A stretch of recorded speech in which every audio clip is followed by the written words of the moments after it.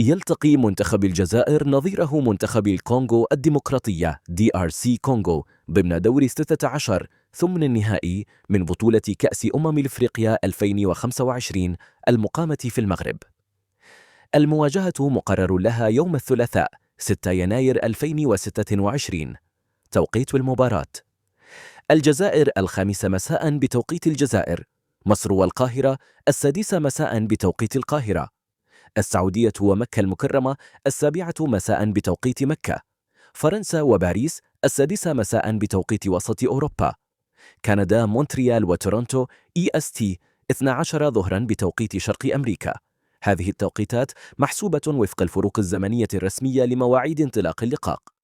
الملعب: ستقام المباراة على ملعب مولاي الحسن في الرباط المغرب، أحد الملاعب الرئيسية المضيفة لمباريات كأس إفريقيا 2025. الحكم المعين: أعلن الاتحاد الإفريقي لكرة القدم عن تعيين الحكم المصري الدولي محمد معروف لقيادة المباراة بمساعدة نظام الفار VAR تحت إشراف محمود عاشور، وهو طاقم تحكيم معروف في البطولات القارية. القنوات الناقلة: تتوفر للمشاهدين عدة خيارات للبث: شبكة BN سبورتس ماكس 1 وماكس 2، الناقل الرئيسي المشفر في الشرق الأوسط وشمال إفريقيا.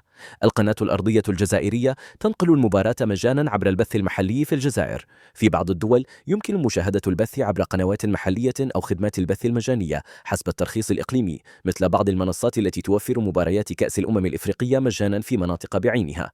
أهمية المباراة: هذه المباراة تمثل نقطة مفصلية في مشوار المنتخب الجزائري في البطولة بعد نجاحه في التصدر في دور المجموعات، إذ يسعى الخضر لاستكمال طريقهم نحو اللقب القاري بعد الأداء القوي في الدور الأول.